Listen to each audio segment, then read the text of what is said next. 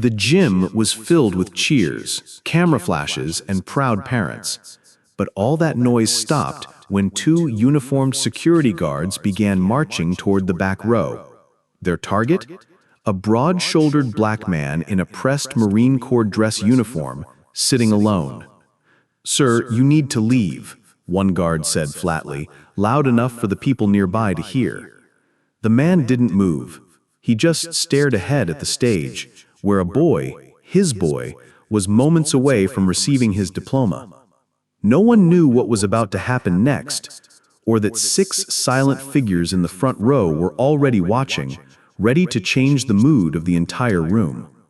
Marcus Taylor had served 3 tours as a U.S. Marine. Combat zones, scorching deserts, freezing nights, he'd seen it all. But nothing, he thought, could be more important than this day, his son Daniel's high school graduation. Marcus arrived early, taking a seat toward the back to avoid blocking anyone's view.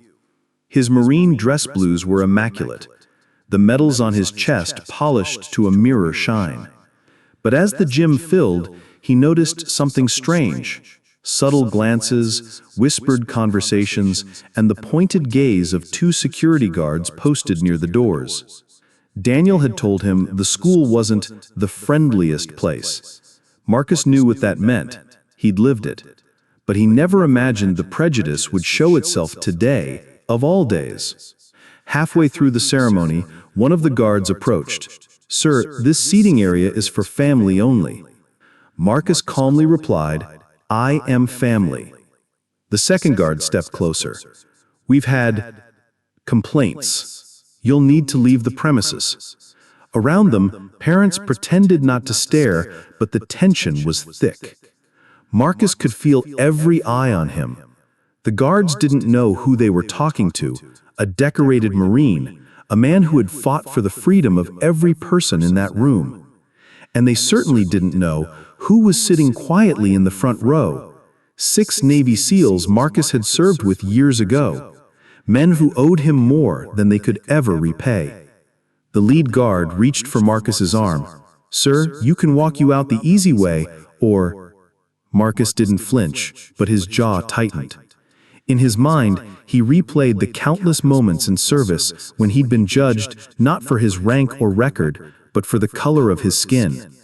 The crowd shifted uncomfortably. A few parents whispered, "Why are they removing him?" A woman muttered, "That's Daniel's father." From the front row, one of the SEALs, Jake Miller, turned to the others. "You see in this?" The others nodded.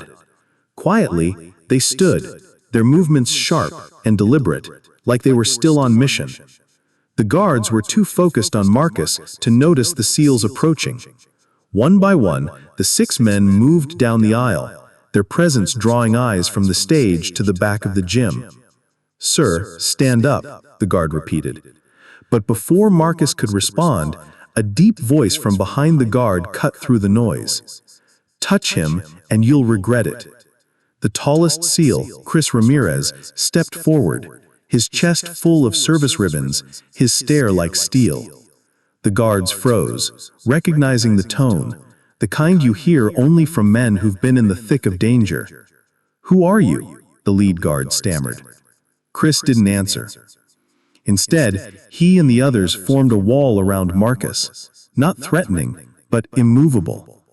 The principal, finally aware of the disruption, rushed over. "What's going on here?" One SEAL spoke calmly. "We're making sure a Marine can watch his son graduate without being harassed." The crowd fell silent. Even from the stage, Daniel could see the commotion. His grip tightened on his diploma folder as his name was called.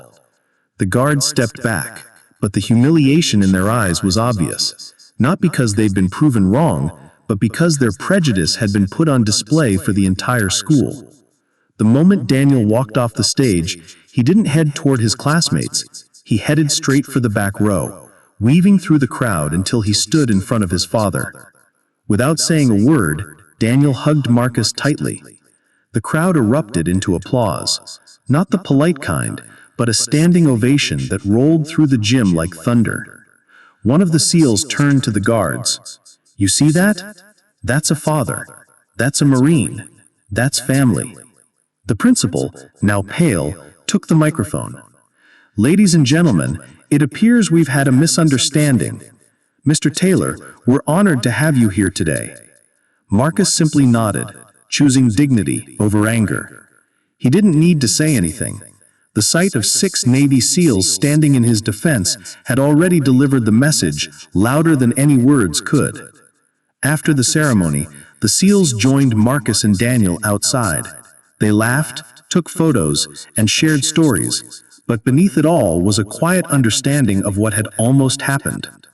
The incident spread quickly on social media. Photos of Marcus surrounded by the SEALs went viral, captioned with words like "respect," "brotherhood," and "this is what having someone's back looks like." The school issued a formal apology. The guards were retrained, though Marcus knew training didn't erase bias. But maybe, just maybe, the public attention would make people think twice before judging someone on sight. Daniel would remember that day for the rest of his life, not just for the diploma in his hand, but for the lesson his father and 6 strangers turned brothers had shown him. Real respect is earned through actions, and silence in the face of injustice is never an option.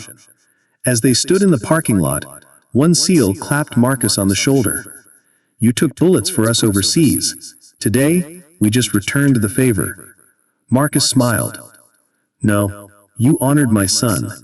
That means more." And as they walked away, the bond between them wasn't just military. It was a reminder that in the fight against prejudice, unity is the most powerful weapon of all.